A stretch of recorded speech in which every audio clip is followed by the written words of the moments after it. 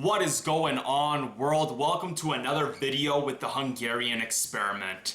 Now, today's topic, I don't even know how I can really discuss this. I can't believe that we as human beings, it's 2016, and we still don't know how to optimally feed ourselves as human beings.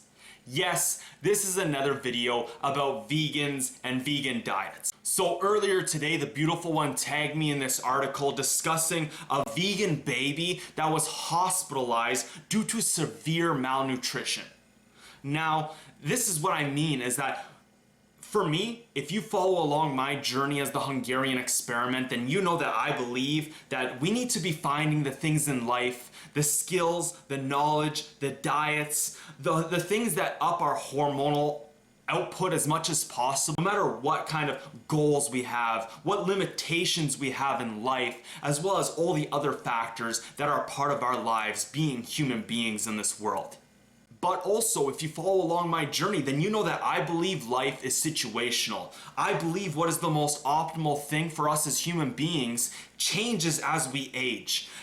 While we are developing, I think we need to be eating different foods or different diets that are helping to up our hormonal optimization as much as possible. And then once we are done developing, right around 25 to 30 for women, around 30 to 35 for men, right in that range, from 25 to 30, I believe that's when we need to start closing down. We need to start focusing on the things that are going to extend our life longevity.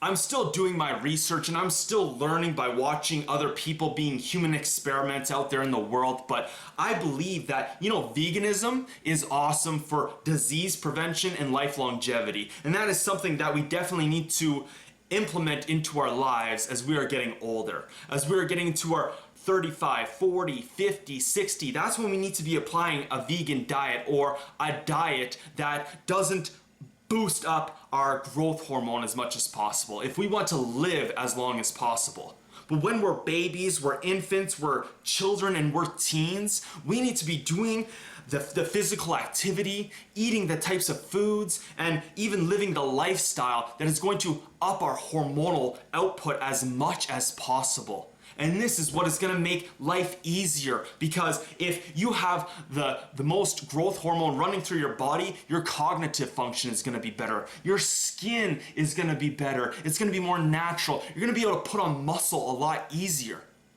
So that is why I am completely disgusted and upset about this type of an article, that these types of things are happening. Babies around the world are getting malnourished. So I thought it was important to make this video to bring this article and this situation that is happening out there in the world and bring it to light. So to start off here, vegan baby hospitalized in Italy for severe malnutrition removed from parents. When an Italian baby was taken to hospital in Milan earlier this month by his grandparents, doctors there were shocked by the baby's condition. At 14 months old, he weighed only slightly more than a 3-month-old, according to the local Italy. Upon further examination, a more harrowing picture began to take shape. The baby, whose parents allegedly kept him on a vegan diet without providing dietary supplements, was found to be severely malnourished, suffering from dangerously low calcium levels. Complicating matters, the baby had to undergo an emergency operation because of a congenital heart condition which was aggravated by his low calcium levels. In recent months, Italy has seen multiple cases of children on vegan diets being hospitalized for malnutrition. In June, a 2-year-old girl was brought to a hospital in Genoa where she spent several days in intensive care after doctors found her to be suffering from vitamin deficiency and low levels of hemoglobin. And last June, an 11-month-old baby whose parents are vegans was treated for severe malnutrition at a hospital in Florence. Similar cases have played out in other countries as well. In 2007, a vegan couple were given life sentences after their 6-week-old baby boy died of starvation in 2004. They had fed the baby a diet of mainly soy milk and apple juice, and a jury found the couple guilty of murder, manslaughter, and cruelty to children. And in 2011, a French vegan couple were charged with child neglect after their 11-month-old baby died from vitamin deficiencies. It isn't veganism that harms children, it's neglectful parenting. Veganism, if done right, can give kids all the nutrition they need for healthy growth, experts say.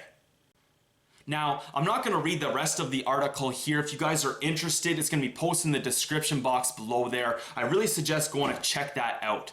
But as I've said in past videos I've made about vegan diets, high-carb vegan diets, and all this, just because something is working for you and is giving you results in terms of fat loss and muscle growth, it doesn't mean it's the most optimal in terms of life longevity, disease prevention, and hormonal output. These three things are the key that's going to make you live longer. It's going to make you live into your 80s, 90s, maybe even hundreds.